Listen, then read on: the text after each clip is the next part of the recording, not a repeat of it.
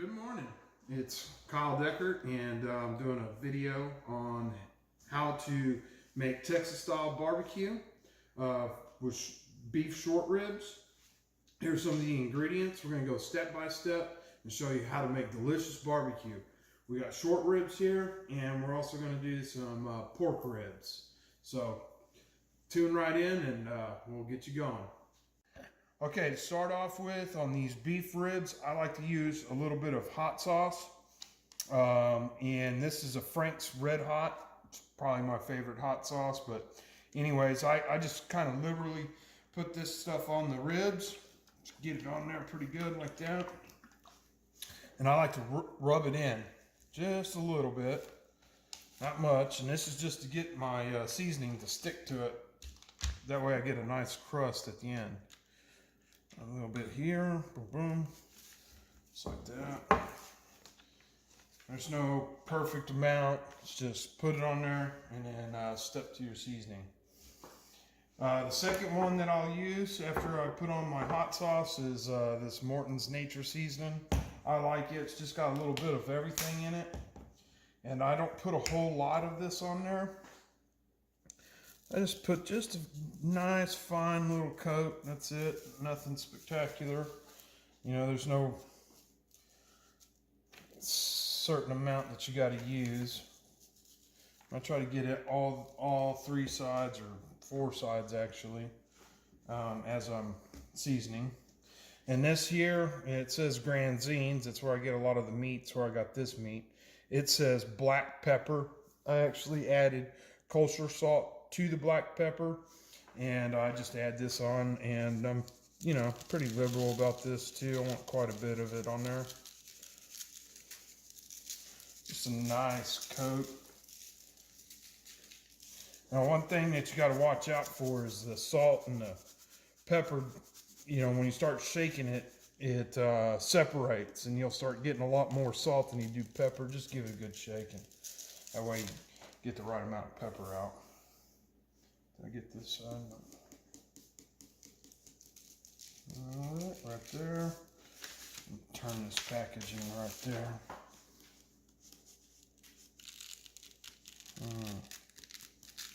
I have to tell you, this is probably my favorite style of ribs right here. It's almost like a brisket on a bone, as I like to call it. Once again, we'll start on the top, same thing. Already got the sides, so I don't have to dust the sides. A little bit of salt and pepper.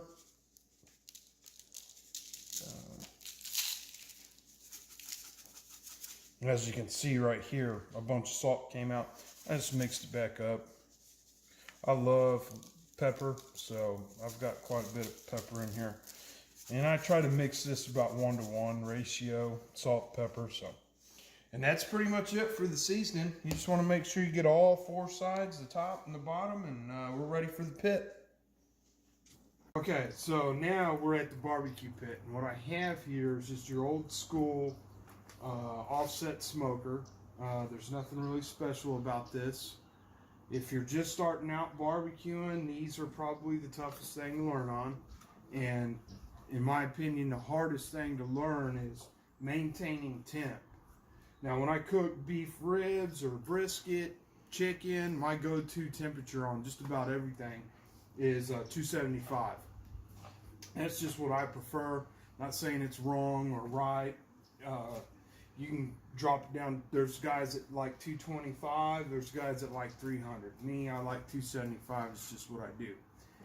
But there's several things to these smokers that make them difficult to use. And one of them is probably the hardest, is maintaining that temperature. And not only maintaining it, but keeping a clean smoke while you're doing it. I like a blue color smoke. I don't want it real dark or real white. I like it blue. That means that firewood's burning clean, and that's what I'm looking for. This is pretty light. It's not quite the color I want just yet, but I'll get there. You know, a little bit of this isn't going to hurt nothing. Anyway, so I'm going to go ahead and put these beef short ribs on, and These will stay on for 6 to 8 hours. I don't go by temperature, I go by fill. So let me go ahead and throw these on there. And I got my water pan back there in the back. And that is pretty critical when you're cooking. You want to, and I put rib side down. And I want to put it back here. You know, I want to keep it at about 275. Obviously, when you put meats closer to the fire source, it's going to be a little bit harder. So that's where we're at. And here in just a second, we'll kind of show you what the firebox looks like and how the wood's burning and how much wood I got in there, and we'll go over all that. All right, so here's the firebox to this offset smoker. Just kind of want to show you what it looks like inside. I'm sure most of you know, but as you can see, I've got a good bed of coals that I like to start. I always keep a poker with me. You know, it's about time to get another piece of wood on there. I'm not going to do it just quite yet because I don't want that temperature to flare up on me. But, you know, get you a good set of coals going before you throw your meat on there. Get that temperature about where you want. And just start adding wood. That's really all there is to it.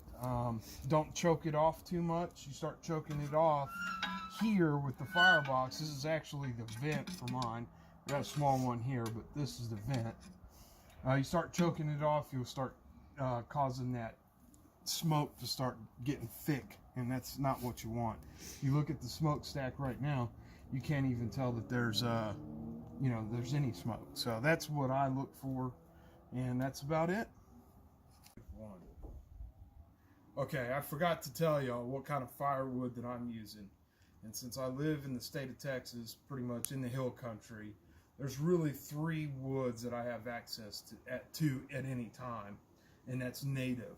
And that's going to be your oaks. Now, I use post oak, but, you know, sometimes you can't get post oak. You use live oak. There's pecan, which is real prevalent in this area, as well as mesquite. So those are the 3 that are used in this area. My favorite personally is post oak, then pecan, and then mesquite, but all 3 of them are good woods. So anyways, just wanted to let you know post oak is what I use. It's my favorite. Okay, so now we're going to go ahead and take these ribs and put them in tin foil. And I'm just going to place them right there in the middle, nothing special. And then I'm going to add a little bit of Worcestershire sauce to it, not a whole lot. I'm going to put it underneath, really. So I just want it to steam up and add some flavor. But I don't want it to be overpowering. So, yeah, about good right there. And then I'm going to wrap it tight. I'm going to stick it back on. We're going to cook these babies for a good 2 more hours, probably. But we'll check in an hour, see what they look like, see how they're doing.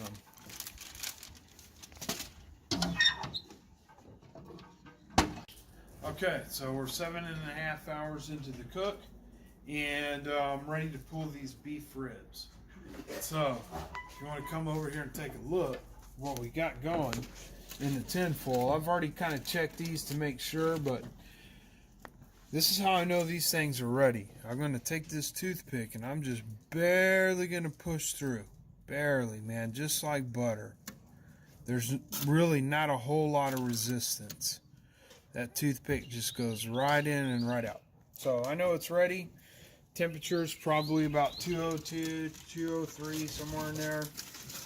But I don't have a probe to tell you for sure. So, anyways, I'm going to take these off. We're going to let them rest. And as you can see, my chicken's done too. Alright, so it's been 8.5 hours. I had these ribs on the smoker for 7.5 hours. And then I let them rest for an hour. So let's cut into these things, see what they look like. And ultimately, let's see what they taste like. Oh, yeah. Slice is nice and easy. Let me get another cut right here. Oh, these are going to be juicy. I can already tell you that.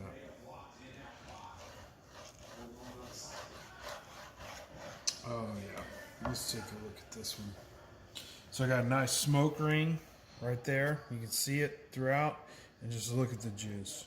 Oh, look at that. You want to talk about tender and juicy. That's it. So here's the moment of truth. Let's give it a taste.